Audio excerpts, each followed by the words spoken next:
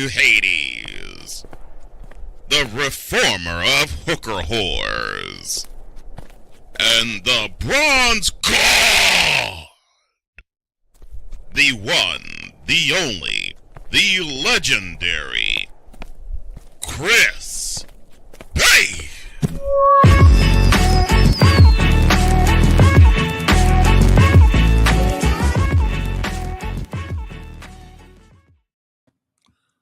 Good afternoon to the good people, and a good afternoon to the bad people, friends and enemies, and a good afternoon, boom, shakalaka to you all. I am Chris Base. BaseLine right here for you. We do it every Friday, 5 p.m. Eastern, 4 p.m. Central, 2 p.m. Pacific Time. Always wanting you to be well where you are. Shout out to Real Wise Radio to connect with this program, to give it some life from the standpoint of maybe other people have not heard this program. Maybe they'll run away. Maybe they'll stick and stay. We'll see. Always shout out to my man, Wise All, for doing this. Free Your Mind Friday. Tradition here on BaseLine. So anything you want to talk about, here is the steps. You know the steps by now, but I'll tell you anyway. The phone number to call in, whatever on your cranium, 312-597-2106. Again, 312-597-2106. The YouTube channel, the Chris Base channel, type that all one word with a period at the end of the channel. Make sure you subscribe. Make sure you like. And make sure you share. I do that. Instagram, I am the base. You also contact me also on Facebook Live. But if you're so daring, which I believe you are, and so bold, which I also believe you are, ask for the show link, and I'll put it there in the comment section. You be a part of the show, and then there you go. Hey, that rhyme, man. Poet don't even know it. Happy Friday to Barbara Jean. How you doing, Barbara Jean, on the Facebook Live and on the Chris Base channel? I appreciate it. Thank you so much. Let me say this outright. Like you, I am tired of hearing about Trump. Been tired. I've been to this before with his first go ahead at the presidency, but it wasn't this bad. It was bad enough, but it wasn't this bad. This is horrific. And I said to myself, do I continue on and talk about Trump, or do I just ignore it and talk about cartoons and food? Which we could talk about that if you want to in the mix of the whole thing. Nothing wrong with that form of escapism. But I decided to continue on to do it. It pains me because the man obviously is insane. And I applaud the brothers and sisters who are in the media, who are covering this man. That is not an easy task. You definitely earned your check covering him at the White House or wherever he is. And just like we said before in this program many times, you can't make sense out of nonsense. You can't do it. It just wasn't meant for you to know. When it comes to that, it just wasn't meant for us to know. Now, I've heard people, man, he should be removed from office. I think, yes, it was our own governor here in Illinois, J.B. Pritzker, wanted to remove Trump from using the 25th Amendment. Well, we tried that before, remember? And nothing happened. Remember in his first term? Yeah, let's use the 25th Amendment to get rid of Trump. And nothing happened. Nothing. I mean, it sounds great. It sounds fantastic, but nothing happened. So all due respect to J.B. Pritzker, our governor here in the state of Illinois, I do not believe shit about 25th Amendment because it was not invoked. It didn't happen. We're the people to invoke it to get his ass out of office that first time around. Nothing. Nothing at all. So as much as it sounds good, no.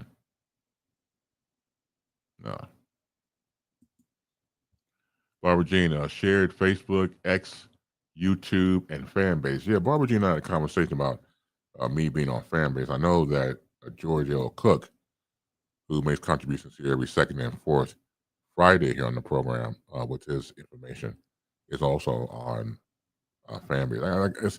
You know what? I guess I had to make time. That's all it is. It's just that, like anything else, I'm helping take care of mom and all the stuff that's personal that I've just told you. But the itinerary gets pretty heavy, and you just have to do a juggling act from that capacity. So um, just gotta make time. So that's why I gotta get on that. So when I make time, make time. But yeah, like anything else, you do stuff around the house, like I said before, doing stuff for mom, and afterwards I'm exhausted. Oh, and, I cook for my mother. I do her breakfast and whatever she wants for breakfast that morning. I fix it, and all's good. And then sometimes, depending on the day, I'll cook for the whole family because now we have picked days where all of us will pick a day to cook. So I got 2 days and things like that. So yeah, it's just it becomes a cycle like anything else. You just got to get used to it. It start off kind of rocky, but it'll smooth out, which I'm hoping it would. Yeah, that smelly, angry, orange a gas bag, bully, racist, bigot should be served an eviction notice. I totally agree. Absolutely, Barbara Jean. Mother comes first. Absolutely, yes. We all of our mothers come first. Absolutely. So again, that's what happens. It always amazes me when you think about how your parents obviously took care of you, and then now you take care of your parents, depending on your situation. It's something. How's life? How funny life is sometimes. Good afternoon, Ellie L. How you doing? Ellie, how you doing? Always go back and forth with that name. So, good afternoon to you, Ellie. How you doing? Thank you for being here. A person does a social media show on her own right. So, how you doing? Omar says, "Hello, Chris. Happy Friday. Nice shirt, buddy. My birthday is on Wednesday. I saved my birthday cake for you. And hello to Barbara Jean. Well, thank you. Yeah, what kind of cake you gonna have for your birthday? Again, a happy birthday in advance." Coming up next Wednesday. What kind of cake you gonna have? So yeah, the T-shirt that I have on is from the Fantastic Four, the new movie, the new version. I like the new version. I do. I just watched it recently. I like. That's why I went on got the damn shirt. I like it. When I was a kid, my mom got me a book on the origins of Marvel superheroes. So it was the origin story of the Incredible Hulk, Thor, Captain America, the Fantastic Four, and Spider Man. I think those are five. And so it was cool because all the stuff happened in the '60s, which of course this version is in the '60s. I think is the best version out there that I've seen. No offense to other versions of the Fantastic Four, but I liked how they went back in time to the '60s and let's say a more simpler time. But I really enjoyed that. That was pretty cool. I had to watch it again. So as we go back to the peanut gallery here. Good morning, afternoon, good evening, and good night to one Sick Diggy. How you doing, Sick? Thank you for being here as always. How are you doing? How you doing, Lydia? Love the T-shirt. Have you? Yes, I've seen the movie. Yes, the movie. Like I said before, I love it. Ain't like any other movie. They're gonna. Some people are gonna rip it. Some people are gonna like it. So I liked it. I really did. Again, the origin story of the Fantastic Four 1960s version, and I for one enjoyed it. I really did. I'd go see it again after because I saw it. I rented it through streaming. It was from I want to be from Prime Video. I got a chance to rent it. I probably had to buy it just to keep on the collection. I'm fashionably late, like Liz Taylor. Yeah, like Liz Taylor, especially when she was doing Cleopatra. Fashionably late during that time. Just L. Okay, all right, just L. All right, there you go. Just L. We'll take it. Carrot cake with walnuts on it. Okay, all right. I'm not a fan of it, but enjoy yourself. Enjoy yourself with that. Whatever makes you happy, Omar. Let's see. As we continue on, let's see. Go through the comment section here. Most mothers and parents come first, but some are pure evil. Well, you're right about that, Barbara Jean. Yes, I'm very blessed that my mother is not pure evil. My dad passed away years ago, but my mom's still with us. She's 89. She's still here. You know what I mean? It's more than a blessing. I don't take it for granted at all. And she'll be 90 December 14th. So yeah, big time, big time blessing. Hey, how you doing, Misty? Good to see you. How's everything? Nice to see you. You know, Misty always all over the place. So she's here and she's vacationing somewhere in the Bahamas or in Hawaii or Guam or something like that. I mean, she's a woman on the move. I admire that. She's always gone, Doc. How you doing, Misty? Good to see you. Let's see.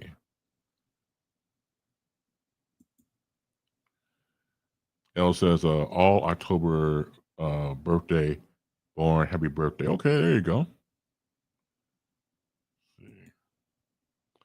How you doing, Elisa London? Going through the Chris Base channel there on YouTube. Good afternoon, Base Nation. Thank you for being here. Absolutely. Everybody's congregating. I appreciate that. Got laughing emojis. I'm on Chicago. All good on my end. Good. We got to reconnect. I said before, time is very precious. It really is. So when I see you and I see Shy Blizz, and both of these people, like you see Misty Campbell there, also a great communicator in own right, also a realtor, was one of my former students at Kennedy King College back in the day. And so was Shy Blizz. I saw them, both of you doing some collabos. I think the last video I saw, both of you were in Las Vegas. Yeah, Las Vegas. But I'm very proud of both of you. Yeah, we got to connect. So Misty in Chicago, very cool indeed. Yeah, Shy Blizz, who back in the day, his air name was Below Zero. I kid you not. I mean, that was his air name, Bedlow. We used to call him Bedlow Zero. That's what I called him, Below Zero, and that formed into Shy Blizz. My mom died on February 11th, 3 days before Valentine's Day in 2015. 10 years later, I still miss her, but I know she's alive in my heart. Okay, so you said February 11th. That was around the same time my wife died. Omar, yeah, 2015. Yeah, that's February. Around the same. That's the same time my wife died. When Vicky passed away. Yeah, okay, it's life, but we gotta find a way to keep moving forward. Yes, let's connect, Misty types. Absolutely. It says, thank you. You are more than welcome. No, thank you. Thank you, Misty. What was cool about seeing them, meaning Misty and Nelson Rockadella, who comes on the program every now and again, and Shy Blizz, when they were younger, they were talented then. I was a news director for for the station. I was there for 2 years, from 98 to 2000.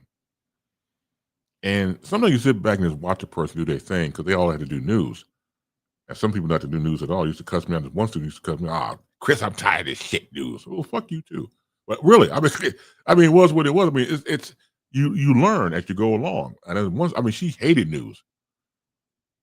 And so it became part of the curriculum. You got to do news to have an on-air shift at WKKC 89.3 FM. But yeah. Yeah, I mean, news ain't going to bite you in the ass. Ain't going to hurt you. You just might learn something.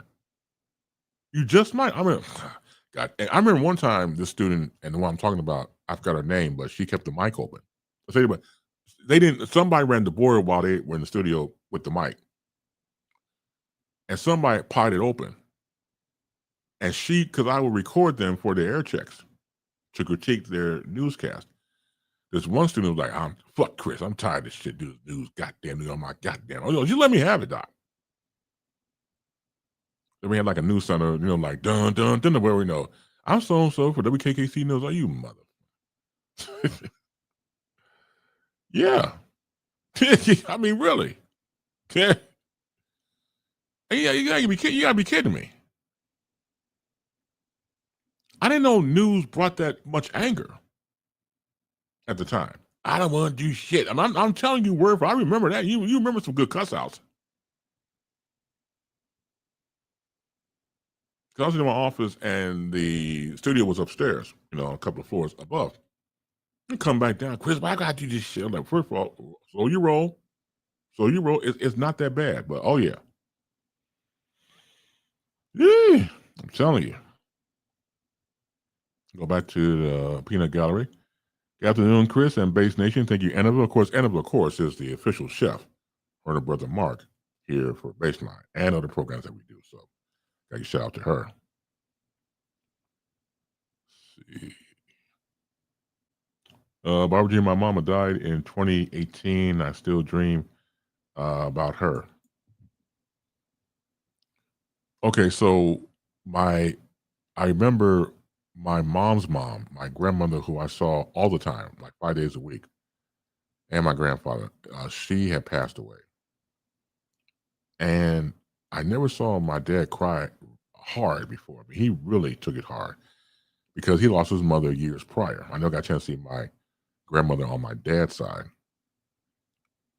but my mom's mom, he took it really hard. And I think looking back in hindsight, it was like losing another mother, which I think that was it. And he was, I mean, really, because he stepped outside the church and I don't think he was outside, but he was outside the church, in the hallway area, just bawling. And then 2 weeks later, after my grandmother died, my dad died. So not to bring the show down, just stating fact, mind you. My mom lost her mother and husband in 2 weeks. And it's like, how do you come back from that? God. You can't tell me there's no God. And so we learn from these things. We learn from these experiences. We have to take it with us and keep moving forward. Let's see as we continue on here. Let's see comment section. Okay. Sorry, Chris didn't know about your wife died the same day as my mom. I don't know it was the same day. Now sometimes when okay, I'll put it like this for me. I can't speak for anybody else. When Vicky died, everything became a blur. Everything. I don't know if it was the exact day was it February 11th. I go back and check um, the information we have on the death certificate. If I was to go back and do that, but I'm not going to do that. But whatever day it was, of course, it was horrific.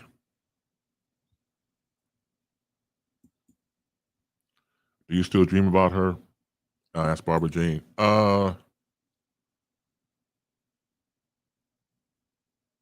Good question. Not as much as I used to, and it was not good dreams at all. They were nightmares, and that hurt tremendously because you wake up and the person's still gone. And sometimes, of course, sometimes you don't know when you're dreaming. Sometimes you know when you're dreaming, you're in the moment, but sometimes you don't.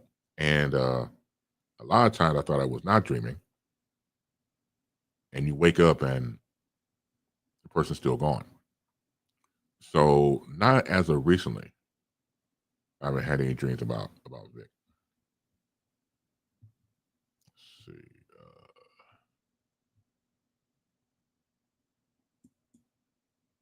Omar, I dream about her all the time. That's good. Let's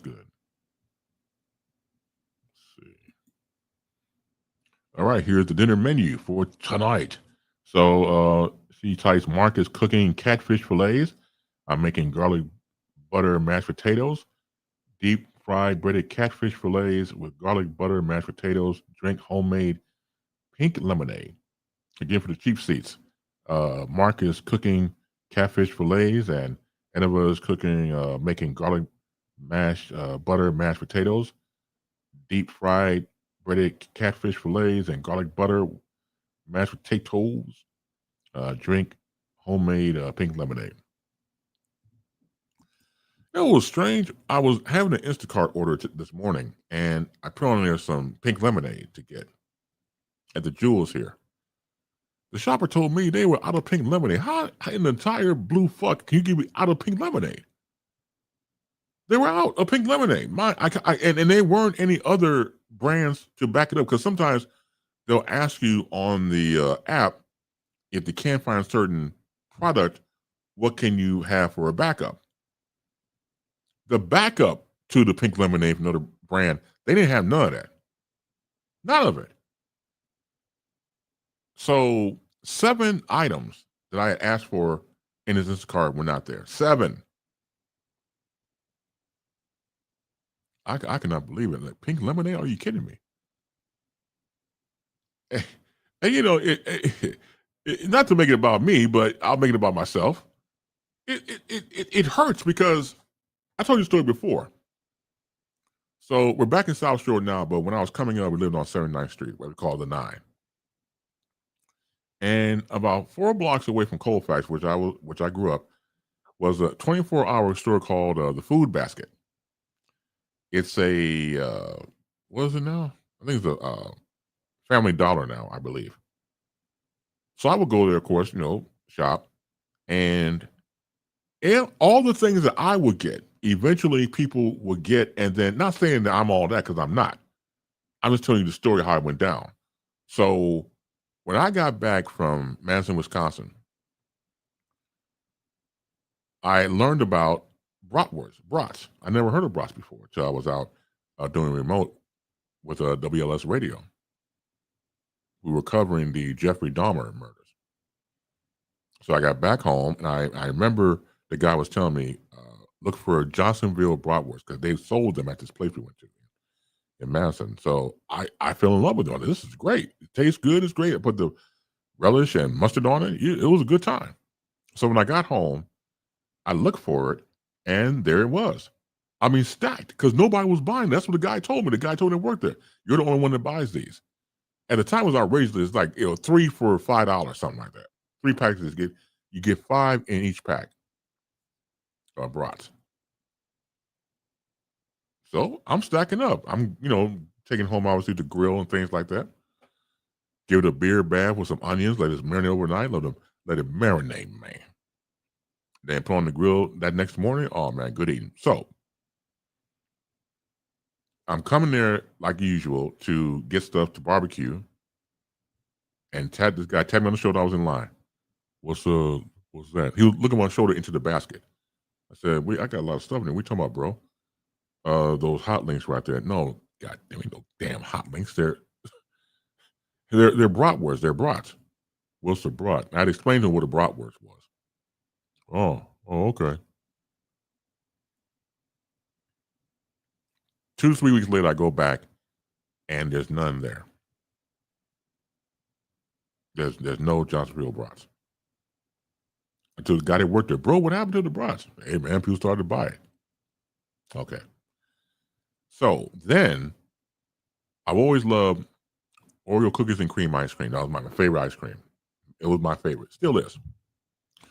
So I remember Edie's had a good brand of ice cream for cookies and cream, and then the suits at Oreo decided, well, look, we'll put our cookies in there. It made sense. It was cookies and cream, but it wasn't the Oreo cookies and cream. It was some other cookie, depending on where you went outside of Oreo. So Oreo had an ice cream. They had 2 versions. They had the vanilla and chocolate with the bits of Oreo cookie inside. It was divine. Divine. I'm getting fat just thinking about it. I'm gaining weight again. So those were like a half-gallon ice cream, the square package, 2 for $5. Again, it was really cheap price at the time. Got me about 4 of those. Lady tapped me on the shoulder. Same shit. Lady tapped me on the shoulder. What kind of ice cream is that? That's cookies and cream. I've seen the vanilla, but I've never seen the chocolate before. Yeah, that's new. Can you watch my basket? Oh shit. So then she goes to the, gets the ice cream. Gets 2 for $5. Same scenario. Come back about 2-3 weeks later. Gone. Gone. I asked brother, man, don't tell me it happened again. Yeah, doc. So I said, just a good goddamn damula. I could have been one of those people who tested food and got paid for it because apparently whatever I like, people come after it. I'm not saying I'm all that. I'm just telling you a story here that actually happened. So something must be going on from the standpoint of, hey, what you got there? And then they go get the shit, and then and then there you go.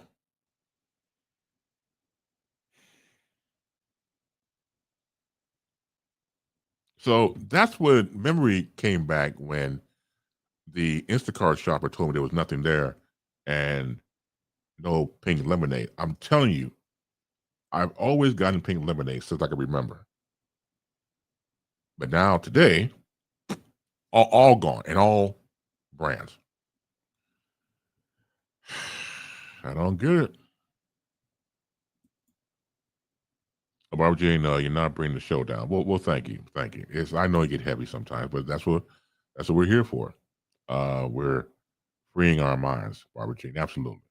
Well, you get it. Let's see.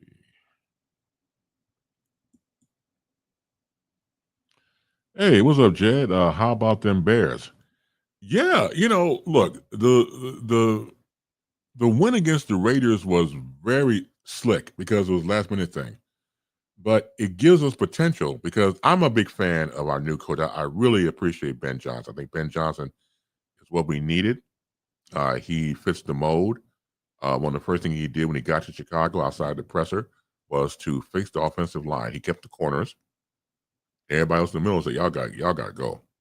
And he placed them with other players, obviously. And I like the offensive line despite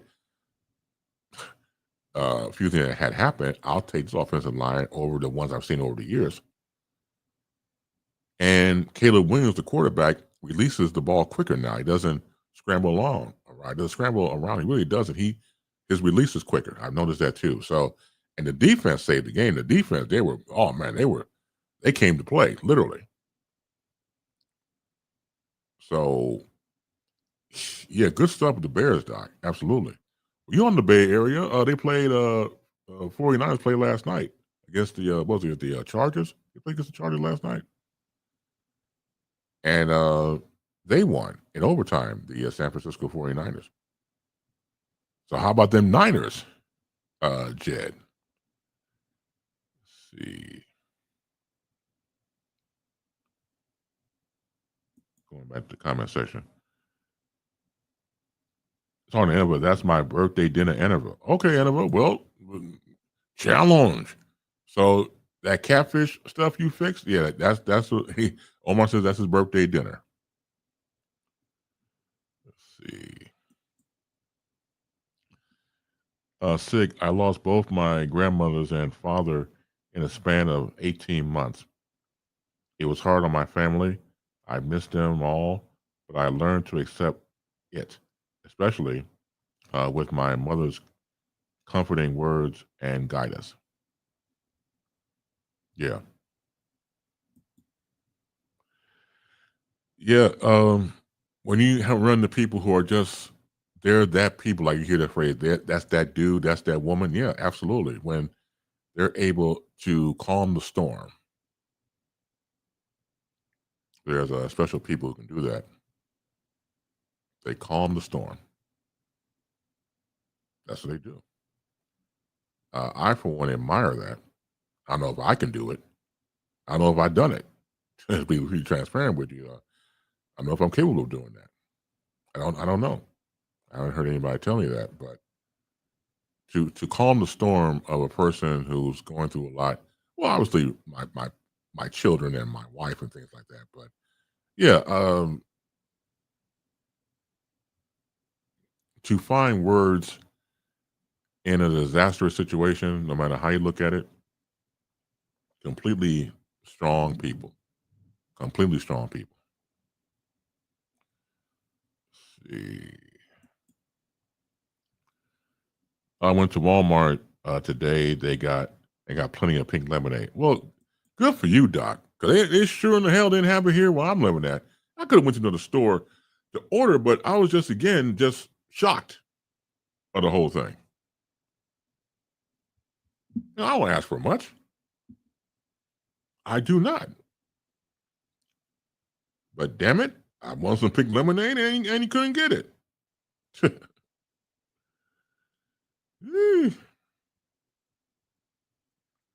see here.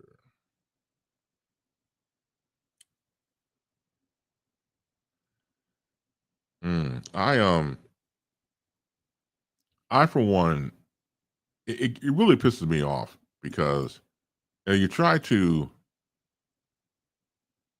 get an early start. Like when I do the Instacart stuff, I get an early start. I'll put in the order sometimes during like wee hours in the morning, so that way it can be set for a early morning delivery.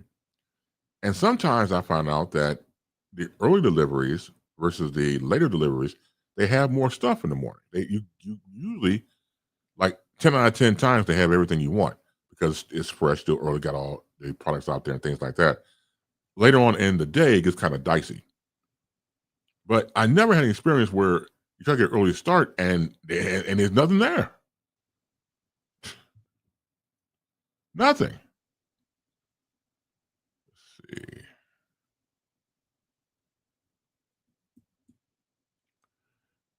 You can have your cookies and cream. Yeah, absolutely. No, it. I remember getting that when I was dating Vicky in Hyde Park. So I remember going across the street to the store and I want some ice cream. I got tired of chocolate, which is what I was growing up with. So I just tried the cookies and cream, and you know, lights out. Wasn't all types of blue hell sick types. Absolutely. What's up, Lorenzo, my man? Hello with sending grace today. Attempt to live in God's grace no matter the directions or distraction. I'm sorry. There is a person uh, struggling more than you, and they need a piece of your peace. Give it, share it. Lorenzo Clemens. Thank you, Lorenzo, for that. Thank you so much. And that's absolutely true. It's absolutely true.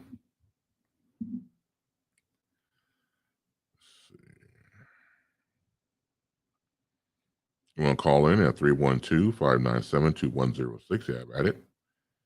You can go from there. Also, of course, coming through the comment section as you are vigorously doing today. I appreciate that. Let's see. Get the story set up here.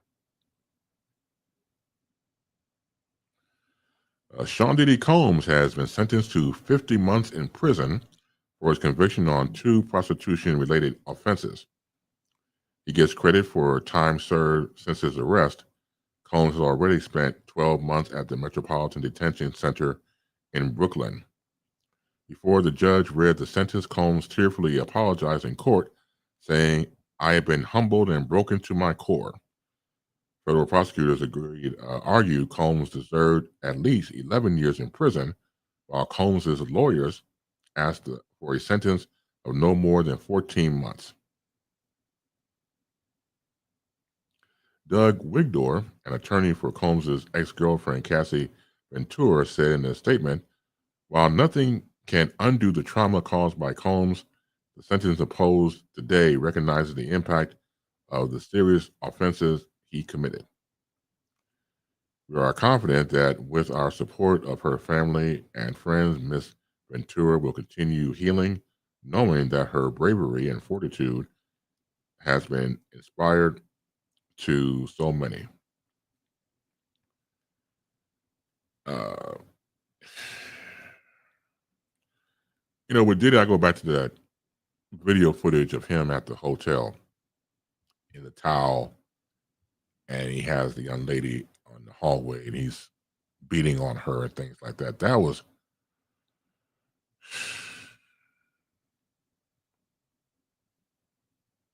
you don't beat a dog like that. Really, I'm just being completely 100 with you. And I'm sorry, I think it should be more. It should be more. 50 months in prison. No, it should be 11 years. I go along with what the other person say. 11 years, yes. Because he can have all the good behavior stuff and then get out other 50 months. 50 months. Nah, doc. And then he stood up in court and was, again, apologizing to the victims and things like that. And another story that I read, the judge was, telling him, pretty much, you're deplorable. Just paraphrasing what the judge was saying. It ain't easy being greasy. Again, prosecution argued Combs deserves at least 11 years in prison, which I totally agree with. Totally agree with. 50 months? Well, again, you know what happens when you're a celebrity, you get the three hots in the cot. You have a butler named Smelly, giving you all this high-end food and all that type of stuff. And they really don't do time. Like in a cell with Big Bubba want to go up in you slow. No, you're not getting that at all, no. I mean, you deserve it. You should have somebody, get Big Buster on you and see how you like it. But not gonna happen to. He'll be protected, obviously. I think it's like that. And again, he's just the months he spent already. Again, they show the illustrations from the court. You see, his gray is out because he now just have the black kiwi shoe polish on his face and on his beard and stuff like that. His hair. So his appearance is what his age is. But you have to make an example of these people. You have to. I mean, for him to be just, really just a sex fiend, sex trafficker, the whole nine. You can't make them feel that they got away with this type of stuff. No, no. I agree with the prosecutors. 11 years would have been sufficient. What say you out there? What do you think? Maybe you think that the 50 months in prison is the sentencing was okay, he deserved that, or 11 years that the prosecution was talking about. What say you? 312-597-2106. Call in and talk about that or anything else you want to talk about. Come through the YouTube channel, the Chris Base channel, all one word with the period at the end of the channel. Subscribe, like, and share. Facebook Live, Instagram, I am the Base. If you're so bold, the show link, you get that. Put it in the comment section there in the peanut gallery. Come on through, and then we have a conversation that way as well. So wide open show, wide open for anything you want to talk about. Anything. How you doing, Diane? 4 years. Do you think that he'll get time for good behavior, all for good behavior? I think he will, Diane. Yes, that's my problem with all this. I think it's a setup for him not to do the 50 months. I don't see it. And like I said before, he's not going to do jail. Again, he'll just do rich folks jail, rich people jail. He'll do that. And again, that's not prison. And you're not sorry what you did because you're in some form of lap of luxury. Not to the best of your liking, but it's still nonetheless, once again, you got Smedley, ring the bell for him to come and shine your shoes or do whatever. So no, that's not prison at all. But that's that's like living a life, but you'll get better when you have on the good behavior thing. But I think this is what it's set up to become. Getting off of good behavior, or they'll let him loose and give him the ankle monitor and finish the rest of his sentence, the rest of it. But yeah, this doesn't. I'm not cool with the 50 months. That's just me. When you say stuff like I lost my way and stuff like that. Oh, okay, yeah. All right. You knew exactly what you were doing in real time. You knew that. You knew that. So what we will say, boys and girls, about being sorry, You're sorry you got caught. That's all this all is. That's all it is. Because if he did not get caught, we're in a conversation about it, and he'll just be doing the same old, same old. That's all. Let's see. What do you say, Diane? That sounds about right. Yeah, I think so. Barbara Jean, from riches to hopefully rags. You would like to think so, but I don't. I don't think so. No, I think he's a obviously a mogul. Maybe he has some money stashed somewhere. I don't know. I'm just speculating. Just spinning my wheels here, but I know he ain't broke. That's what I do think that he is not broke. Still getting royalties and things like that. So I think he's good financially, but I just think again the setup for the good behavior thing.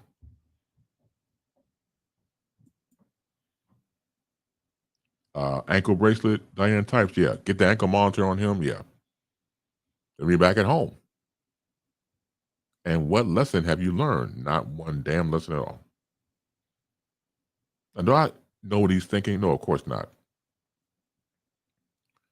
I just think again, when people like that who have an appetite for destruction, an appetite to have their way with women sexually or other sexes, I don't know.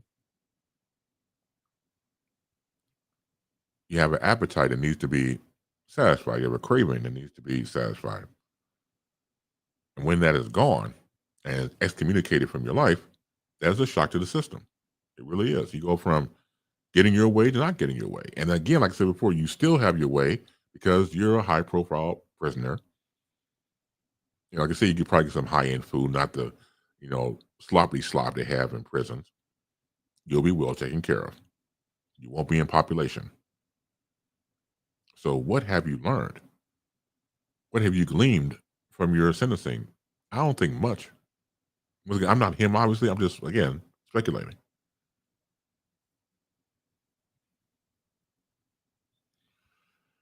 So it just goes on and on and on. So when these type of things happen, how can we address it? How can we move forward from it like anything else and obviously move on? I feel sorry for the victims that are involved in the situation, that were involved. They did not ask for this. Part of it nonetheless. So we got to pray for them too.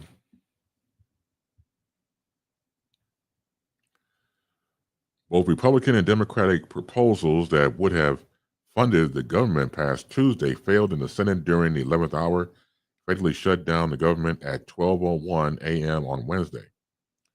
The federal government ran out of money after a Democratic-backed spending bill that would have extended health care and subsidies under the Affordable Health Care Act and reverse cuts to Medicaid failed, as well as the GOP-backed stopgap funding measure that would have funded the government for 7 weeks also failed.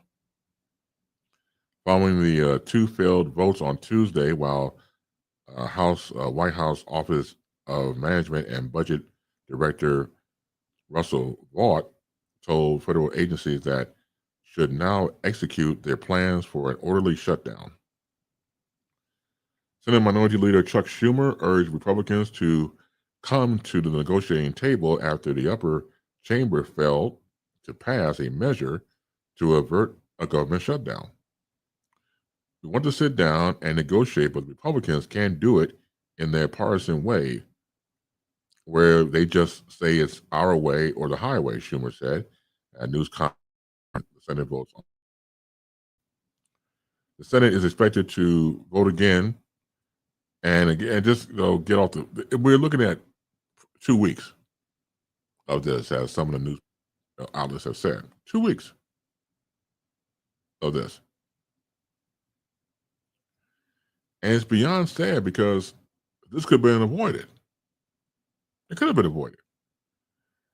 But going back to Trump, Trump just wants total annihilation, total destruction of our government. I said before, our government is not the perfect government, but it's ours nonetheless. It's better than most. Again, you have people coming from other countries trying to get here, so it can't be all that bad.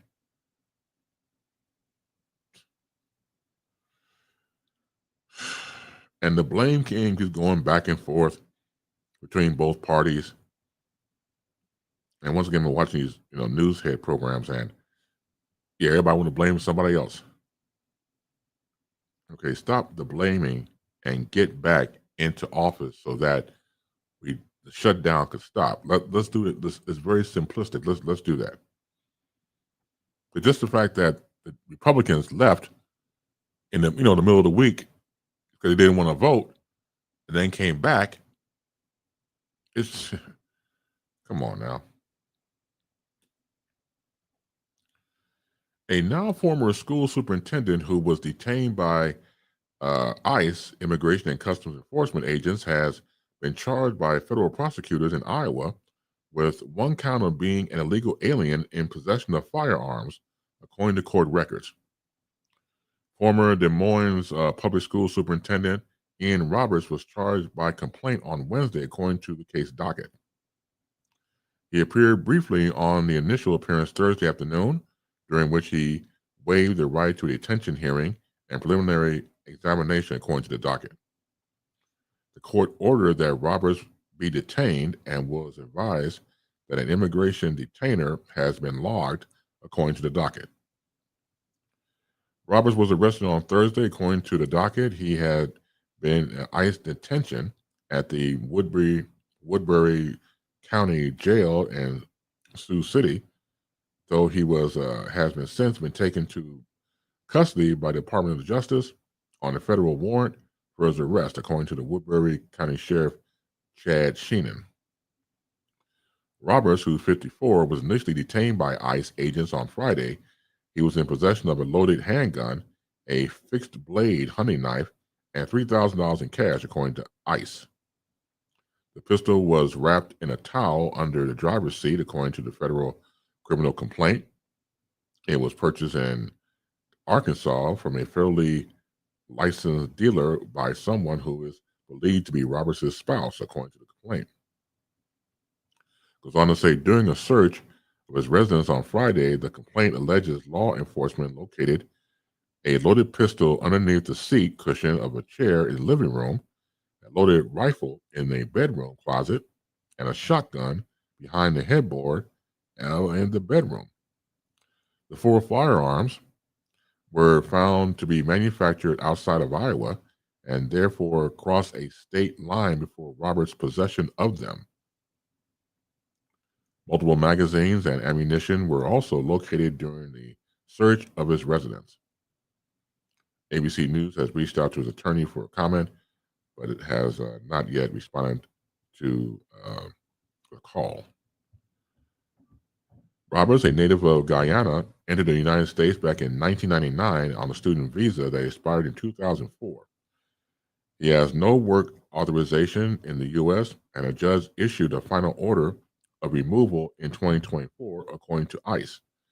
He resigned as the superintendent of Des Moines Public Schools on Tuesday. Roberts joined the district in July 2023 and had previously held leadership positions in school districts across the USA for 20 years. The Des Moines School Board was not aware of Roberts' immigration issues at the time of his hiring. Also, what's disgusting is, going back to Ian Roberts here, was that he lied about his education. That he went to these various schools and colleges, and they called the schools and told them, no, we don't, never had a student by his name at all.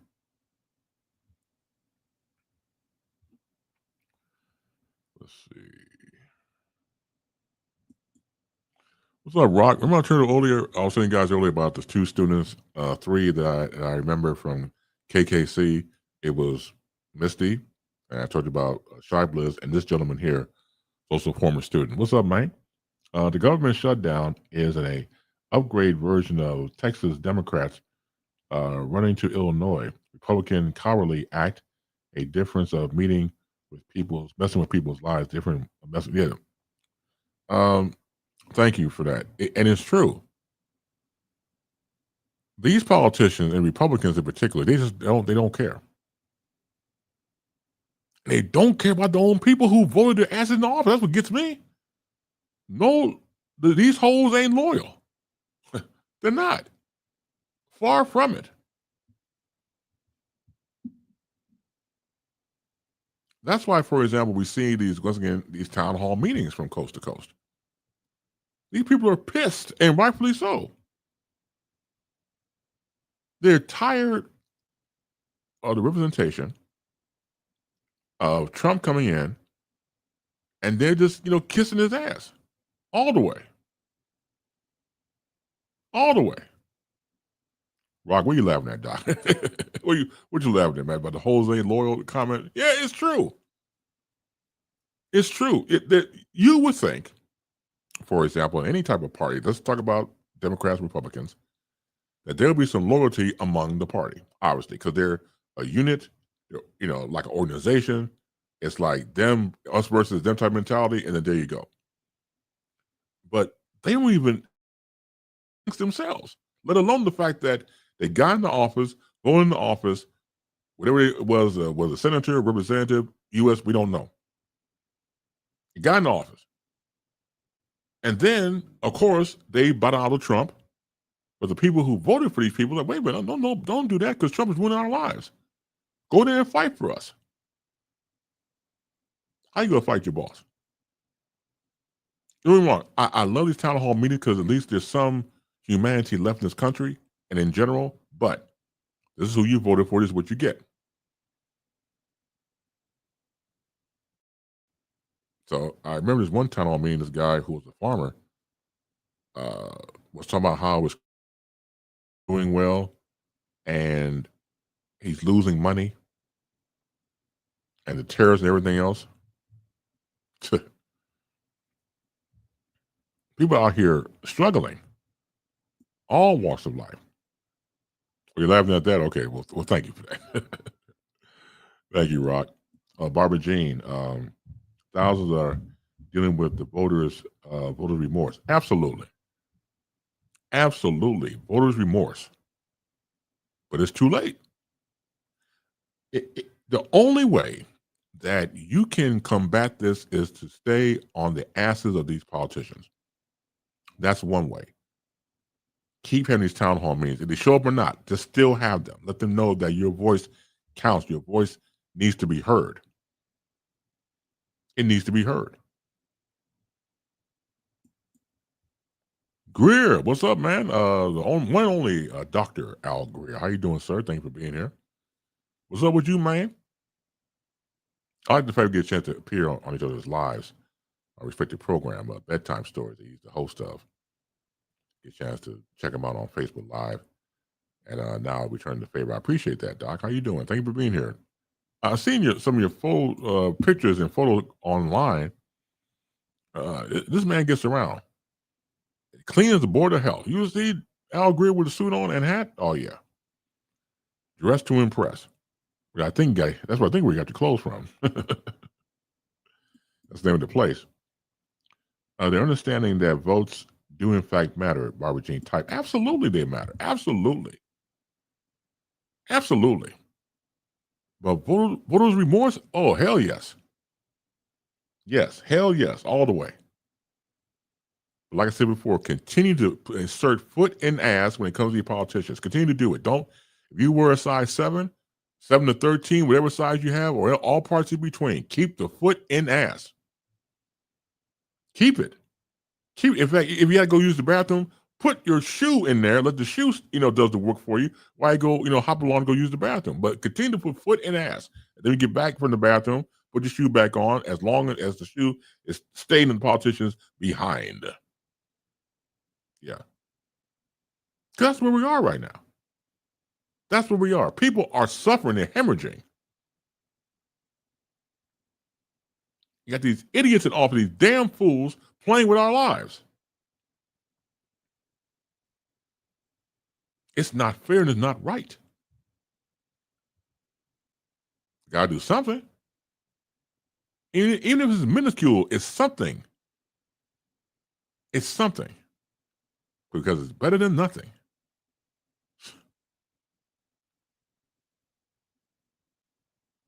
Let's see. Back to the comment section. Hey, how you doing, Rachel? Ooh, Diddy got 4 years, man. Yeah, I talked about that earlier. About the 50 months. Yeah, it's a setup. As far as I'm concerned, I mentioned before, and I'll say it again, that the 50 months he'll do that, and then it'll be reduced for a good behavior, and then he'll give him the ankle bracelet. He'll go back to his swanky place, and there you go. So again, to me, as I said before earlier in the conversation, what have you learned? Nothing. I don't think, and once again, I'm just speculating. I don't know the man, but just the fact that, whew, okay, well, I can do that. I can do 4 years, and again, going back to good behavior. The farmers are really taking a hit, going back to Barbara Jean and the government shutdown and representation. As I said before in this program, from where I sit, the reason why Trump got back into office, one of the main reasons was because he said lower prices, for example, on groceries. As President Biden would talk about the pocketbook conversations of families and people. You're in your kitchen and you're at the kitchen table looking at your bill and your bills and what it takes for you to pay them. Again, pocketbook conversation. So Trump got out there and said, yeah, I'm going to lower prices and do this and that. And he has not. We had the highest form of of groceries ever to be paid. I can go back to all these tariffs. What little money you have for groceries, it'll be gone quickly. Sometimes we may even make a dent on the things you get. That's why you have to have these sales and nowadays online coupons and things like that. But the struggle is real. And going back to Diddy real quick, I just think that when you sorry got caught, what can you do to get uncaught? If that makes sense. That's why you have your lawyers. What kind of deal can I make to get out of doing serious time? And not to spend time in the real population of jail. What can my lawyers do to get me out of that? So again, I speculate the fact about got the 4 years, 50 months. Midway, probably in half of that, say the first 2 years, all of a sudden he's out and off for good behavior, ankle bracelet, and there you go. There you got to play the game. That's how the game is played. A lot of businessmen are closing because the workers are steering clear out of fear, Barbara Jean types. Well, that's true too, yes. Absolutely. The world is hemorrhaging. It is. I'm telling you. 312-597-2106 to call in and I'll say what's on your mind. 312-597-2106. Go to the comment section. You've been doing that. Or, of course, the YouTube channel, the Chris Base channel, all one word with a period at the end. Channel, subscribe, like, and share. Instagram, I am the base. If you're ever so bold, ask for the link, whoever you are, and I'll put it in there, and we'll go from there. Despite Trump's continuous jabs against a score of late-night talk show host Jimmy Fallon has said he doesn't plan on wading deeper into political commentary waters than he already does. During an interview with CNBC Squawk on the Street on Tuesday, let's see, we'll go to the phones. Good afternoon to the Rock. How you doing, Rockadella? Thanks for calling in, man. How you doing? I'm well, and yourself, sir? Good. Not too shabby for an old man. I'm still doing it. No, you looking good, brother. You been shaved down everything. The pounds, you about to hulk up in a minute. No, I don't want to hulk up. No, I don't want to do that, but I am pissed. Oh, okay. But there you go. Hold on one second. Let me get this comment real quick. Oh, okay. While going into the whole Jimmy Fallon thing. Rachel types, yeah, Jimmy wants that check. Yeah, he wants that check. Yeah, I'll get into the story in a little bit, but the whole thing about Jimmy Fallon is that he's not gonna poke the bear, as I had a conversation with Walter Cannon about this recently.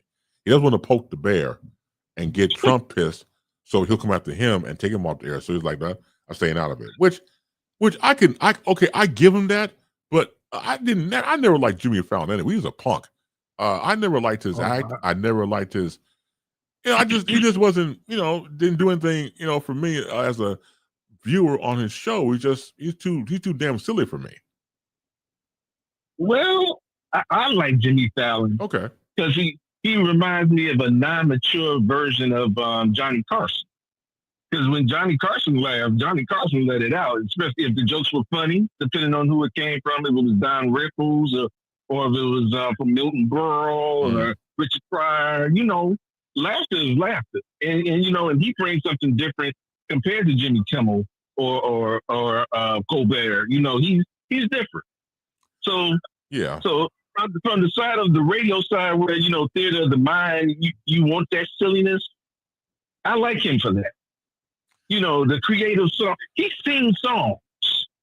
When you think about it, he'll sit there with a guitar and make up a song. Just like the show that he came out with for advertising, which is a cheap version of The Apprentice when you really look at it. Hold that thought. Hold on, I gotta get this. Okay. No, Brianna, I'm doing my show right now. What you got? Okay, hold on. Let me call you back. Okay. I'm sorry about that. There's always something. Okay, keep going. I'm sorry. My bad. Go ahead. You was talking about Fallon. Yeah. Like I said, the cheap version of the show of The Apprentice, he just changed it, and he actually brings in big executives that's in charge of marketing and things like that, and it's going to give these people an opportunity themselves to put their own big ideas out there and to be able to market their ideas and then say, okay, hey, you're going to win this money. And next thing you know, these people might get an opportunity to get a job somewhere or start their own company, So, being creative from the funny side, yeah. But there's nothing on television that's right now that's not original. Just like if it's something on radio, it's not that original because everything's being tweaked. True. No, you're right about that. Yes. So we can make a big old circle, but what we gonna put in the middle to say that it's original? Nothing. Not one thing. Well, you're right, and you're right. And not to cut you off, and forgive me. I just know that you nailed the head. You nailed the head on. You nailed it. The thing about all this is that you're right. Everything is being rehashed, retooled. Everything is something, and there's nothing original out there. You really have to fish and find original material out there.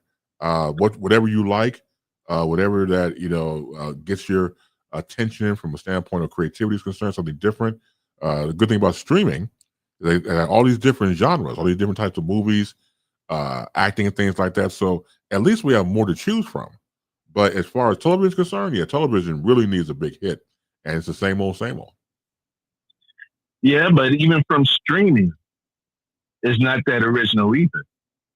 And when you think about streaming and people with podcasts, and I'm not talking about everybody, right?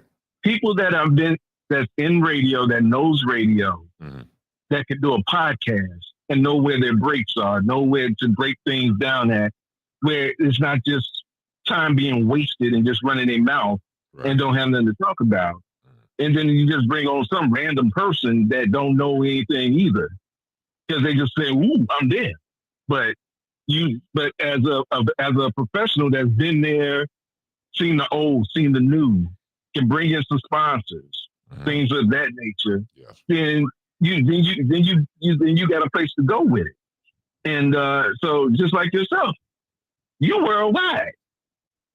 Because think about it, we didn't have this conversation before. God bless his soul. Art Porter, brought you in because at the point in time, what was it? WBON was doing was it a charity? Yeah, it was a charity Or it to was a raise money for marathon? the Saba Museum at the time. Yeah, and the fact that he knows you, he knows the professionalism, he knows that you came under Ty Wise, he knows all of these things that could say, you know what, this is the guy that I need. He knows exactly what way I'm going with this, and then at the same time, you give back, not just to say thank you to him, but you giving back to other students that are trying to get to that same place. You giving back to me, I'm giving back to you, and it's a cycle that's supposed to keep on going, but a lot of people don't do that, because once they're about self, it is what it is for them. And they don't think that if they keep doing what they're doing, that it won't come back around to them. Because if you get burned somewhere, and I guess we're talking about radio now. I guess if you get burned somewhere in radio, television, who said you're gonna come back? And if you have 30,000 friends all over the world that in the top place, possibility you can get back in. And I can say, thank God for me, man, I've been released from radio 4 or 5 times, and I've been able to get back in 4 or 5 more times later. Yeah. But within due time, kept those relationships. Yes. And did not cut nobody by the throat. But even though, there's plenty of times you want to cut somebody in this business, you want to cut. And we ain't going to talk about that old story. We ain't going to do that. No. I mean, don't get me wrong. No. I sit here honestly that I wouldn't mind seeing some people leaking. But that's a whole different conversation. I don't mind them. Keep on leaking, Doc. But that's a whole different conversation. Go on, leak. So leak. But that's a whole different conversation. But what you say of a slow leaking death? That's right. Slow leak. Right. Make my leak a slow leak. Yeah, there you go. Yeah, I could work with that. Yeah. So, but going back to, for example, this whole thing with late night television, going back to Jimmy Kimmel, the fact that you talk about once again the pocketbook situation, Disney was hemorrhaging again. They were losing out. They lost out to close to $4 billion in revenue. Yes. So in one weekend. Yes. So they had to bring them back. They had to because they. Imagine they did not. That would have probably been doubled in the next week. It probably would have been 8, close to 10 at that point. So no, they had to bring them back just to stop the hemorrhaging, all that money they lost. So that right there again, the people that speak, it was coast to coast. People, once again, stopped their Disney Plus subscriptions. They were banning the amusement parks. They would stop having anything associated with ABC or Disney or both. Everything. So the people that speak. So if we need more of that, if we can continue that type of revelry and that type of patience and just again, the money always talks. The money talks. The bullshit runs a marathon. So if they're able to, if people are able to continue that, we stand a fighting chance overall. Okay. Yeah. Now, here's a question for you. Just you brought something up that really caught my attention here. But we just gonna flip it. Why is it in Broadview, Illinois, where they have the ICE office at, you see a lot of white people? Why is it that the white people are very supportive of the brown people? And let it be something. Let it be us. Let it be us. They say they want to ship us back to Africa. Do you think those white people would be there for us? Or are they going to keep the brown people? I think deep down inside, when you talk about, for example, racist white people, it's not like the good old days where you had your sheet on your head with the pointy top and the eyes out and you go out and just, kill niggers and stuff like that. Those days are gone from the standpoint of you have to take it. You got to be more cerebral.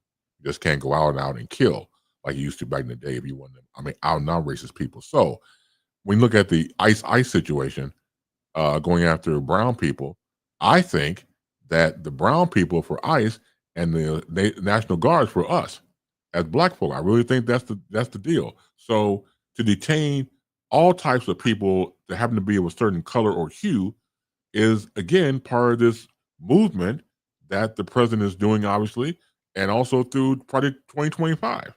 All that's in there. So what we're seeing right now is the standpoint of what's more to come. To look at what ICE is doing here recently in Chicago, not too far where I live at now, over there on South Shore Drive, around 71st, around that area, where they're separating parents and children. Oh, and again, that's horrific. Again, this is like stormtroopers, these ICE people, and again, they're working outside the government. No government ties to what's happening, as far as I'm concerned. It's a whole separate organization that the president has given them emboldened power to. Regardless of what they say, I believe that they're under the guise of the government, but I really think that it's a whole separate operation altogether. That's what I believe. So when you're looking at, again, the landscape where we are, it is dangerous. It's seriously dangerous. You can be walking down the street, all of a sudden, you get picked up. You get picked up for no reason. So we all got to be careful out here. That's crazy. Yes. It's crazy. But you know what, though? I do want to give my hand. I'm going to tap my hand for that the brown brother that was running with the bike and got away. Yes. Oh, I was cheering. Yes. I was so happy he ran away. I laughed my head off because that told me those were people that was trying to get into the police CPD and couldn't run. Yeah. So that's what that told me right there. That was hilarious to me. So yeah, I just knew I had to clap it up for that guy for just doing what he had to do because he wasn't gonna get caught up. But getting back to us, yes, you know, I want us to get those same, you know, that same love. Now I know it's not all of our faults because, as they say, the YNs are the ones that's messing it up. Yeah, you know, and because of the YNs, the older. Older white people. I was trying to figure out another political way of saying it without going. But the older white people that are looking out. Yeah. You know, and as you said, yeah, everybody is not racist, but there are some that still have that undercover Klans hat on. Yes. But my question is, are they having that cap on for their own benefits of brown people being there to cut the grass? You know, if there was cotton here in the state of Illinois, they have someone to pick cotton because you know black people are not going to do that because it was already we did that too much already during the cotton gin way back when. Right. So we're not going to do that. So when they look at us, what do they see? That's what I wonder. Well, first of all, I don't give a damn what they see. That's just be probably I know what you're saying with this question. So I think what they see, it goes back to parallel to when you hear the phrase beauty in the eye of the beholder. But I think with them, it's not beauty at all.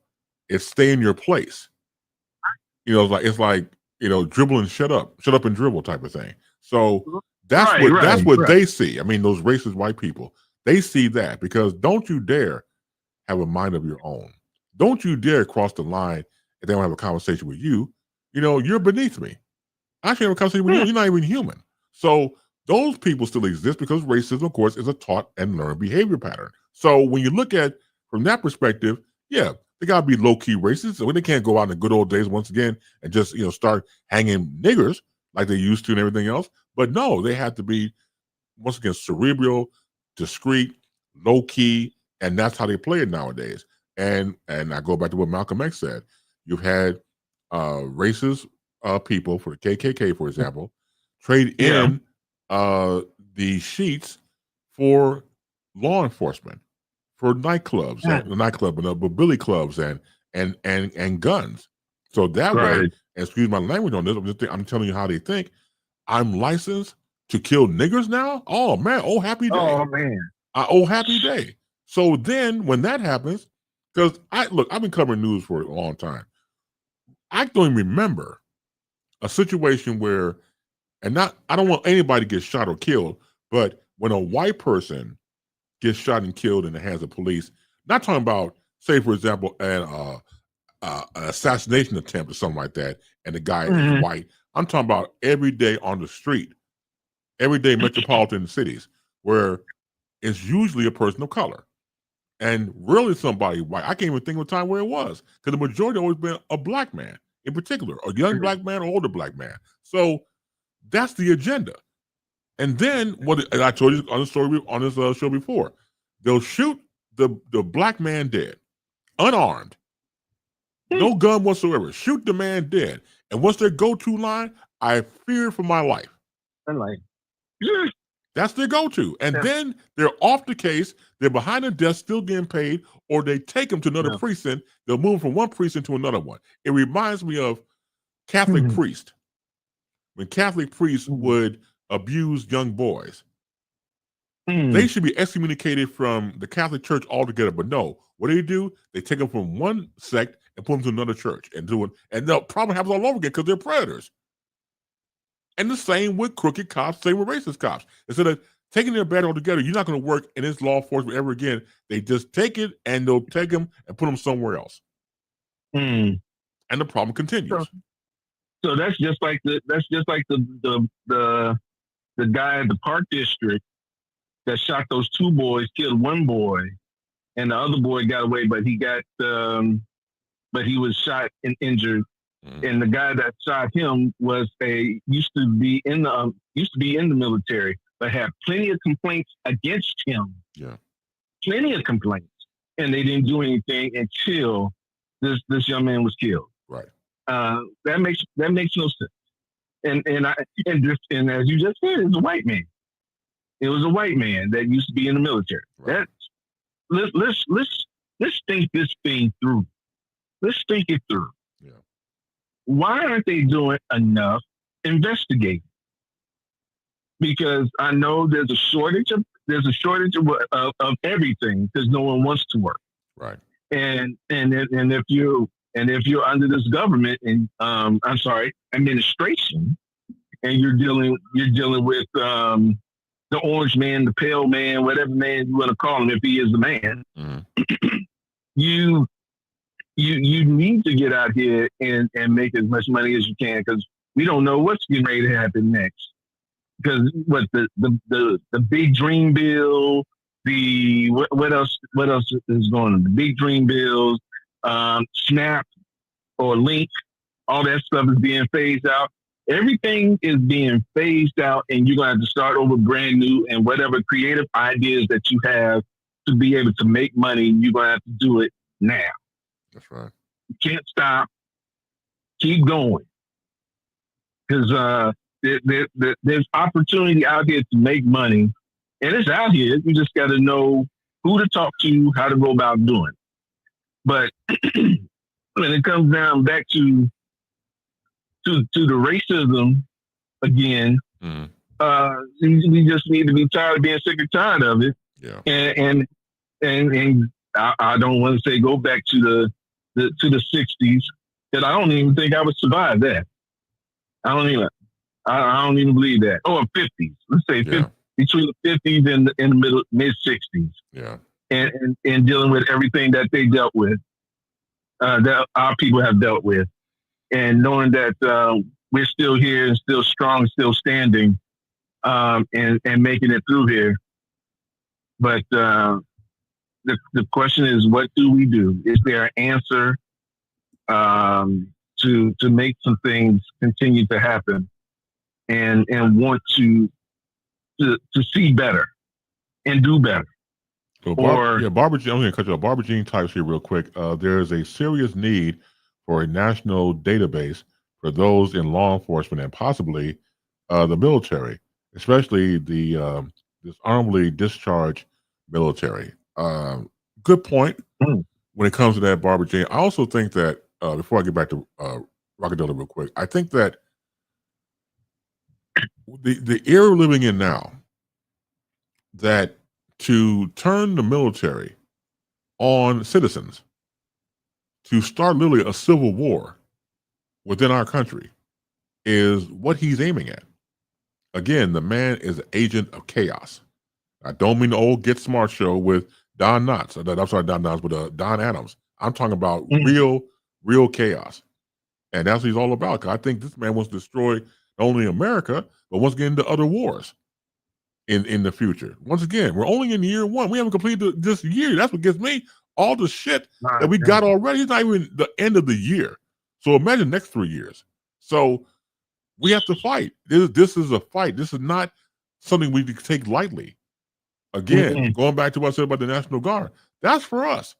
That's to take niggers off the street. That's for us. And ICE is for the Hispanic and Mexican people. It is serious out here. So you're right. We have to understand that in any time in our nation that history repeats itself, especially to people who are powerful white people, and they want to make America white again, and we'll go back to the good old days and send us back to Africa. All that stuff. I know it sounds like it's far-fetched, but with this president in office, literally anything can happen. And I do mean anything bad and evil can happen. I truly believe it. He's already displayed it already. Yep. It's hard out here for a pimp. It's hard out here for a pimp. Let's see. Jed types, I believe 47 wants the 50s society again. He is stuck there in his head. Yeah, he's stuck there. And of course, Barack Obama lives rent-free in his mind because he can't get over Obama at all. That dude he literally is rent-free in the skull of Donald Trump because everything he's doing is what he wants to be better, so-called better than Obama. Like this whole thing about him trying to get the Nobel Peace Prize. Because he thinks he deserves it. Because why? Because Obama got one. It's childish. You can't play tiddlywinks and shit like that with the goddamn nation. Are you insane? Yes, he is. And that's the problem. And we have a nut in the office. And after all that junk that he talked at the what was that? Oh my gosh, in New York with all the nations get together. I forgot what they call it. The United Nations situation? Yes. Yeah. Yes. He talked so much baloney. It didn't even make me hungry. Not at all. Right. It was ridiculous. He just dogging out every country. Yes. As you said, wants to start a war. For what? Those people in those other countries have things that we need just as well as we have things that they need. Why would you start something like that? That makes absolutely no sense to me. Because the man's an overall idiot. It's just that simple. It is not brain surgery. We're dealing with someone who's unhinged, who should be somewhere in the corner, sucking on his thumb with a diaper on. That's how unhinged this man is. What we have with our president is very. Well, he already, as old as he is, he already probably had that diaper on. That's what I mean. That's exactly what I mean. Hey, Rock, I gotta take off, man. Always great to hear your voice, man. And thank you for calling in, brother. Oh, I had one more thing. Go ahead. Okay. Damn it! I just forgot it just that quick. Damn. Now, usually I don't do one more thing, but I'll let you slide this time because usually I have to cut somebody. I'll just about one more thing. But you're my brother. But you remember in 2 days, and we'll talk soon. But I gotta take off, man. Thanks, Rock. I really appreciate it, brother. All right, man. I'll talk to you later. All right, love you more. Take care, bro. Love you, brother. All right, bye-bye. Bye. Nelson Rockadella calling in, and I deeply appreciate his thoughts and how he feels about the situation. And like anything else, that's where you come in as well, as you go to the comment section or call in and express how you feel. You have to have some sort of outlet dealing with what we're dealing with right now. And whether it's this show or you in your house or somebody you talk to in the family or friends, you need that. You can't keep all this stuff bottled up inside you. That's the last thing you need. Who needs that? You don't want tension. And believe you me, he'll give you tension. He'll give it to you. Yeah, full throttle. Going back to the Tonight Show story with Fallon. Once again, during an interview with CNBC's Squawk on the Street on Tuesday, the Tonight Show host told Carl Quintanilla that he and his show and crew will continue to take the middle road and hit both sides equally when it comes to his late night jabs. Our show has never been that political. We hit both sides equally and we try to make everybody laugh, and that's really the way our show works, Fallon said. Our monologues are kind of the same that we've been doing since Johnny Carson was hosting the Tonight Show. So really, I just keep my head down and make sure the jokes are funny. Knowing that he has great writers, clever, smart writers, Fallon added, and that he and his team are just trying to make the best show possible.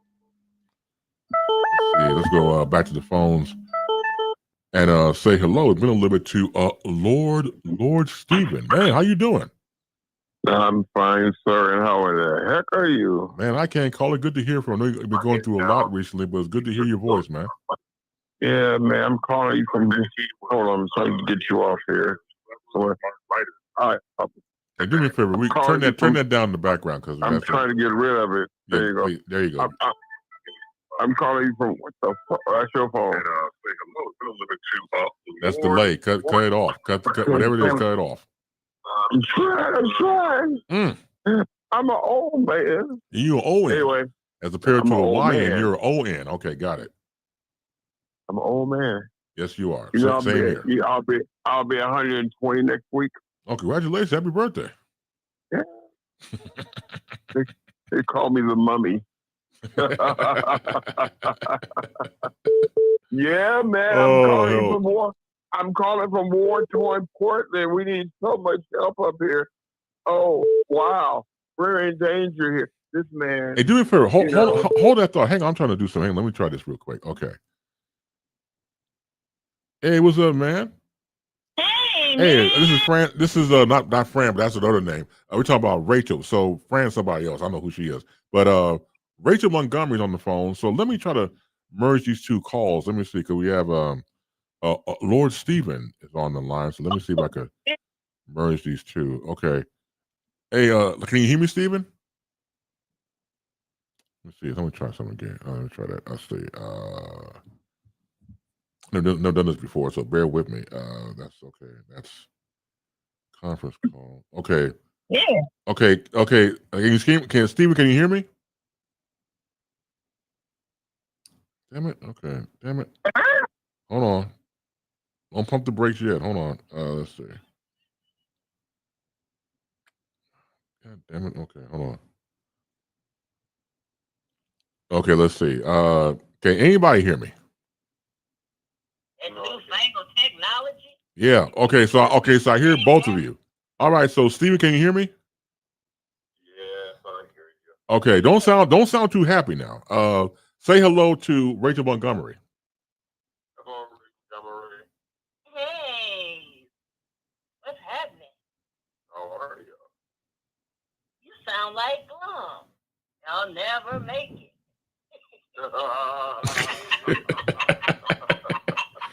He does, doesn't he? From the banana. I'm glad to meet you too. He does. That's a good analogy. Yeah. I did not call. I can go out there and get a few things before his wife was here if I want to go through this. I ain't got to call you to get a view. You know it's family love. I told you, they got that Glum again. Yeah, we'll never make it. Never make it. I heard you all were invaded by the National Guard. Yeah, man. Well, the ice people were by here as well. Man, the ice people got one of the aldermen. How about that? What? I didn't hear about that one. Yes, Yeah, all the I heard about it. Winston's got by the ice baby. Mm. Yep, in handcuffs and everything. In the hospital, no, nothing less. See. They are out there and they doing it in 3D. Carry your ID with you, people, whatever you do. Now, I'm sorry, what do you say, Stephen? It's just things like that. Have you seen any troops in any gang-ridden area at all? Me personally, No. no. You see that in California. You see that in Washington. They don't go to a lot of areas, but he says he's trying to stop gang violence. Why don't you go to where the gangs are? Because they're going to get beat up, that's why. Yes, Right. And if you're going to go up, with alleged murders, why aren't you trying to stop these meth houses where they know where they are, but they ain't got enough police force to go get them? Or you just send a drone to blows like you do ships because you know meth is made there. Well, I got a theory. Okay. Go ahead. Okay, so send ICE here to Chicago because you know you're going to get nationwide publicity, right? Right. Because we are the third largest city and you're trying to make a fool out of Pritzker and Brandon Johnson, you only send them to high-profile places that will get you the most bang for your buck, like Millennium Park, you know, Magnificent Mile. You go in the malls, Swamporama. You know where they are. You won't, it's like, once again, if you were doing social media, it'll be for clicks and giggles. If it's for television, it's that 15-minute shot that you can play over and over, especially when you have a slow news weekend that usually starts on like a Friday, right, Chris? You're correct. So you go ahead to, the alderman's office where they're having a meet and greet with the senior citizens, and you pop a couple of them. And that's your news story for the weekend. Well, see, that makes sense. Yeah, I go along with that, especially when you look at how he operates, meaning 47, about numbers this and, I want on the screen and stuff like that, because he's still in his head a reality show president. So that's that type of thing. So, okay. Where the hell did that come from? The show is being recorded. Oh, on the iPhone, there's a device at the top, and you can record and not record phones. Oh. If you got hot fingers, you can press it by accident, which I did. Oh, okay. And it's doesn't do anything because as you see, and everybody know you're being recorded. Well, we already know that. You can't say you didn't hear it, but it also tells you when it's going on. That's true. Well, I mean, we're also being recorded in our homes too. Of course. If you think about it. Oh yeah, there was always this rumor, and I believe it, that the TVs, literally the smart TVs we have, are devices to check us out and to monitor us, and that's where the whole Big Brother starts as well. Yeah. Exactly. Yeah. That's right. That's what that rumor started. When Trump party, somebody comes here electronic. So, they bought TikTok, what is it, in this year's, next year's. Okay, that's trying to represent to watch what they do. Such as this sombrero thing they keep showing repeatedly on a loop in the White House. Yes. Really? You can show that on a loop, but you can't show us who got the cocaine in the White House. Who's to say we're looking at the real Trump anyway? Could be AI. If you don't know who the real Trump is, even this man, watch your face so we can see what you look like. We have not ever seen what the people look like. But yet he wanted to talk about, he don't like Obama, but he likes to eat bebops. Oh, please. Well, it all goes back, as far as I'm concerned, to the Epstein files. And all of this, as I said before on many times this program and other interviews I've been a part of, when I was a kid, the first thing I learned about in the rule of magic, I love magic when I was a kid, the first rule of thumb is create a plausible diversion to the audience. So while the left hand is doing something, the right hand doing something else. As my good friend Rachel would say, some coonery, buffoonery, and trickery. So Yes, God. that's exactly what's happening here. So all these other components about ICE and about the National Guard and about other things, it's a plausible diversion, keep people's mind off the Epstein files. Now, Exactly. I had a conversation with one of my daughters about this, and I hate to say that if it's not about child pornography, which I think is about it, it could be snuff films. Now, snuff films when you murder somebody on film. Snuff films been out for years. There's a movie that did it about years ago with Nicolas Cage called 8 Millimeter, and it deals with the underground, deep underground world of snuff films. They would kidnap people, kill them, record it, and then sell it to whoever wants the highest bidder to check it out. Now, if he's a part, now Trump's a part of that, I can see why he's trying to put all these roadblocks in the way, because child pornography, again, is big, but killing people on screen is a whole different thing. Well, what if it's both? What if they're both? For me, the tip off for me was the whole Eyes Wide Shut. Yeah. With, Tom Cruise and Nicole Kidman, right. Mm-hmm. And then the updated version that was directed by Zoe Kravitz not too long ago called Blink, right? Yes. It seemed to me all that came right in after all this Diddy stuff came out, where it was said tapes had been made, they have been hidden. Right. But it doesn't mean that the tapes that were hidden were not known by the people who were on the tapes.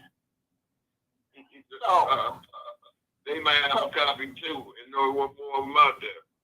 Exactly. Mm-hmm. So what if all the upper echelon and the Illuminati people, right? Right. What if they were all a part of it, and it led to maybe people being unalived and filmed and the rest?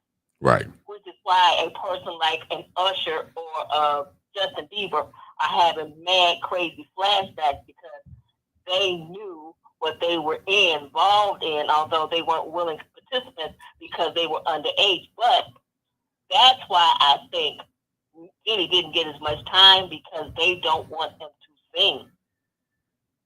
Yeah, like a Boyd.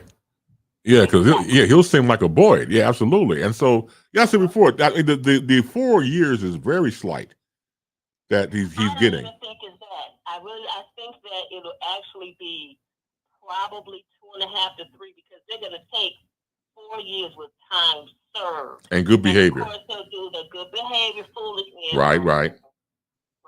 Yeah, that's what I think too. And you got to think about it. What was he really charged for? Did you listen to what the judge gave him his little,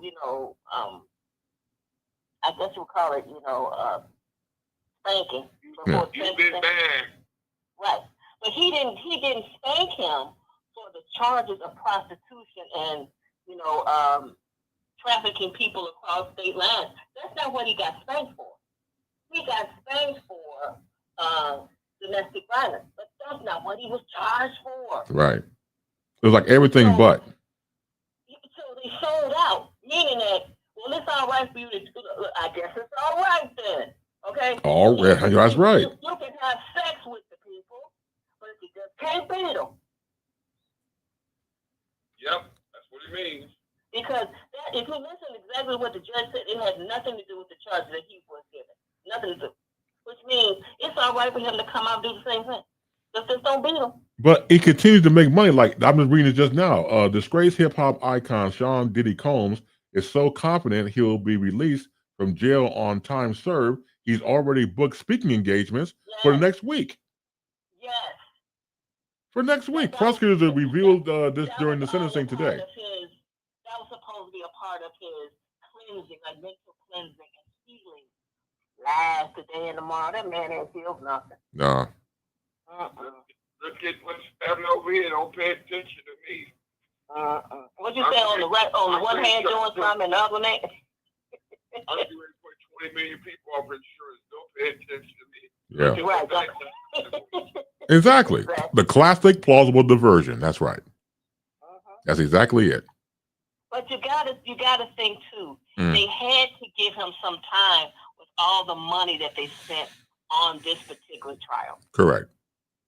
Let me So, ask I mean, you a 14 months wasn't going to work. So, Yeah, what do you say? Go ahead, Stephen. What do you say? Let me ask you a question.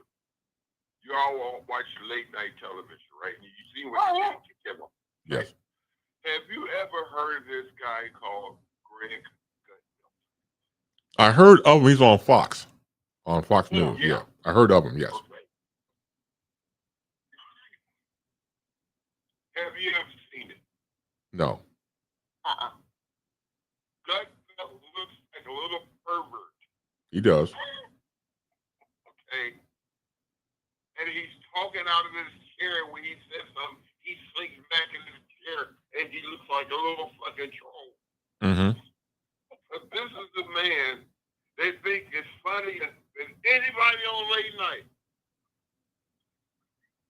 If that's the case, why don't Fox put him on late night? They got the capability. Well, because nobody will sponsor him. He can't get money. He ain't sexy. no, he's not. They're not going to do that. I'm sorry, Steve. Go ahead. I know, you go ahead, man. No, I was saying that no, because like what Rachel said, no, he doesn't have the good looks. You know, Right. I mean, he can't even kick ass in a one-legged butt kicking contest. He can't do none of that type of stuff because they'll. It's like if you have a friend and they're doing stand-up, you know they ain't funny as shit, but you can support them anyway, and you laugh anyway. Know the shit ain't funny. That's Gutfeld. I've seen bits and pieces of the stuff online, which I'm not really impressed, and nor will I. But it's the fact that they claim that his numbers are better than Colbert's, and they claim that he has better ratings than Kimmel, which is all a lie. But it's the fact that you put it out there to get people to at least check it out. And from what I've seen, nothing to write home about. He's not dynamic. He's nothing to write home about, literally. So they're trying to at least have their version of what they want to hear. They want someone who's conservative, someone who's going to go after the so-called liberal media and stuff like that. I've seen it for years. So it's the same thing. It's like, same shit, different flies. Yeah. Plus, they won't have to pay him as much money. No. He won't make as many demands. I paid $10 to get the Fox channel just to watch him, to see what the argument was about. And what was your conclusion? What was your conclusion again about watching Gutfeld? I was on trial. You cannot watch. If you're, I don't even see how Republicans can watch the show if they think it's funny. It's just not funny. Chris, what does that sound like? Sound like Howard Stern, right? Why did they watch? I want to see what he says next, right? No, he's not as funny as Howard Stern. No, that's not what we're talking about. No, there's okay. So did you ever see the movie Private Parts, Stephen? No. Okay, so Oh my God. so anybody, radio related or not, it's a great story about Howard Stern, how he came up in radio. So when he's in WNBC in New York, he's not promoter, but the research people is talking to the program director, who he nicknamed Pig Vomit. And so he's talking to the guy who's like, okay, give me those numbers on Stern. The people listening to Stern listen about 45 minutes a day. Reaction, I want to see what he wants to say. I want to hear what he wants to say next. What about the average Stern people who hate him? The average Stern person who hates listening to Stern listens to 2 hours and 17 minutes a day. Wait. Right. But if they hate him, why they listen? The common respond, I'm going to hear what he has to say next. It was the same thing. But the most people who do the hating do the most watching and listening. And the most jealous. You can throw in that too. Yeah, if you're jealous, yeah. That's just you being a jealous person from the beginning. Oh, look, don't get me started with that. What gets me to now see got me going tonight got me going. What gets me to red ass every time is somebody who says, I could do what you do. Oh my God. That I hate that. And people on the show know I hate it. And it just it's like slowly I turn. I get that way because it's step by step, goddamn it, inch by inch. Because this took years to get to. I'm talking about years of investment, years of heartbreak, years of telling you can't do it, and you do it anyway. It's a hard business. I'm telling you, radio ain't shit when it comes to the standpoint of people trying to encourage you. It's always ass kissing, like any type of business, it's ass kissing and who do you know, who do you blow? And a lot of blowing going on. Which brings us back to Diddy. Mhm. Because the same thing that we went through in radio is doubled and twice that in the record business. That's and true. I gotta think it's gotta be worse in the television industry because it's all based on your looks. Yep. It's not what you know, it's not how you present, it's if you can be sold. That's right. And the sales department sell you across the country. That's absolutely. You may be phenomenal, but baby, if your face look like, Cousin It, that ain't happening. The guy who played on the show with Herbal. What was the show What, called? Family Matters? Yeah. What was You talking about the son or you talking about the Urkel character? The son. What was it? Oh, I know what you're talking about. What about him? Okay. They did a documentary of the show, and the first thing he said is that, first I want to say, everybody is there with somebody, I don't care who they say they are, everybody, they stuck it. They done got done a different. And then you start talking about it. I'm sorry, say that again because you were breaking up, unfortunately. Okay. He had stated that everybody film and in the movie.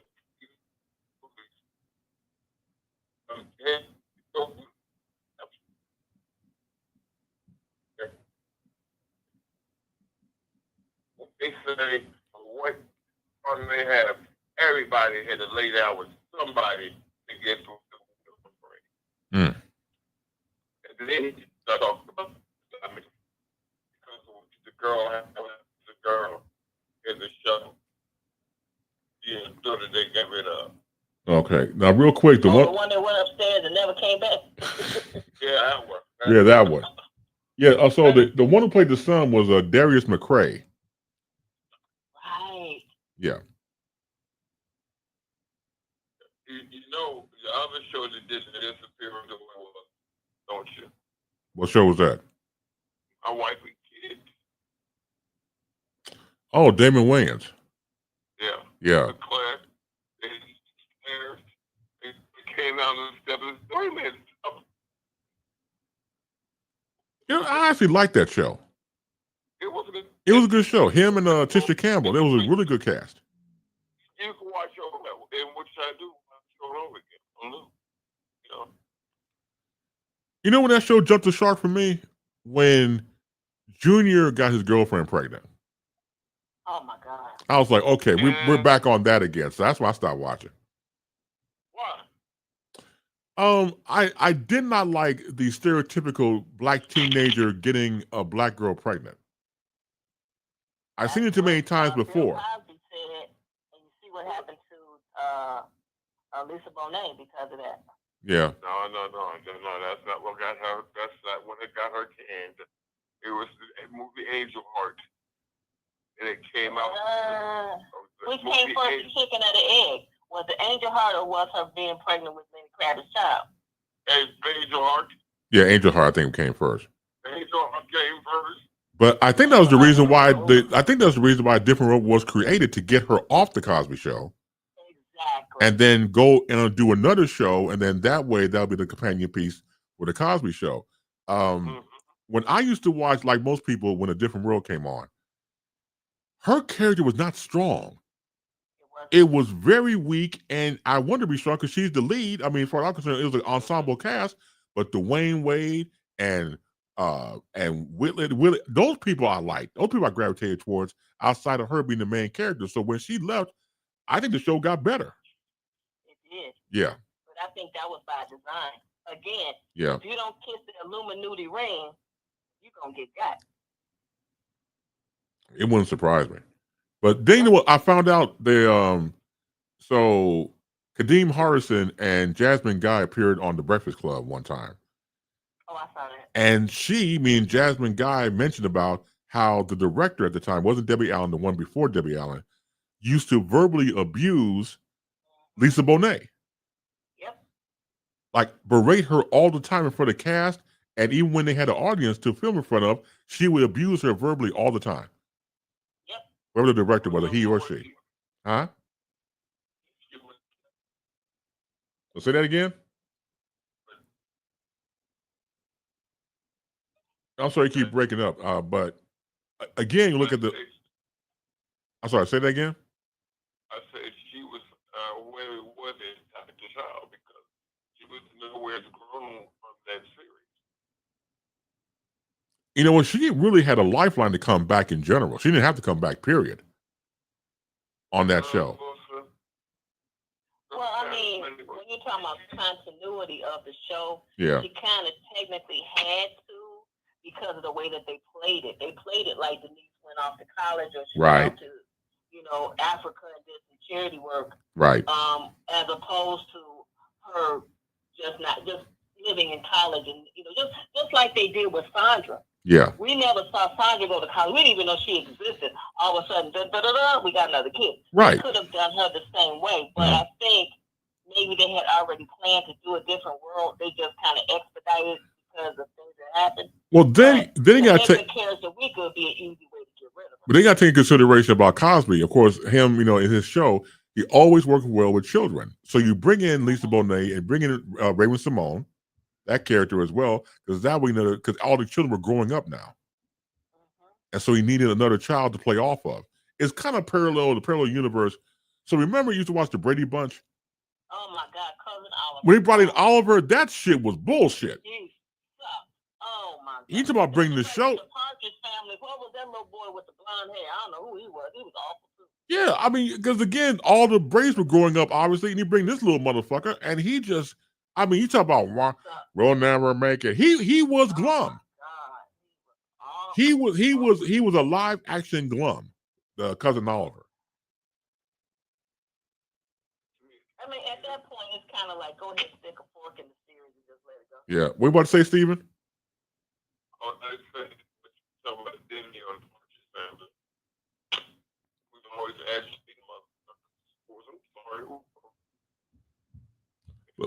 Yeah, I used to watch a Partridge Family. I didn't know. Did they bring in another child? Because I stopped watching it. I didn't get the whole thing. Yeah, they brought in some cousin something. All these cousins and shit. Ricky Schroeder or somebody. The little boy with the black hair with the bowl cut.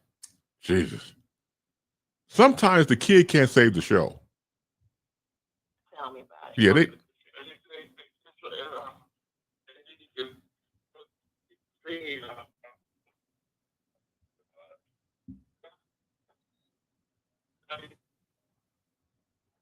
Yeah, I watched these shows before, and again, they try to bring in the children because, again, like even with the Cosby Show, I love Erica Alexander. I think she's one of the best actresses I've ever seen come up through the Cosby Show, and then on the course do a Living Single, which was the precursor to Friends. I don't give a damn what nobody say. That was Friends before Friends became Friends. So, but when she was on the Cosby Show, I didn't think she was a good fit because now you're bringing another cousin. She's more like hip hop, representing age like a round the way girl type of thing, bamboo earrings, at least 2 pair type of shit.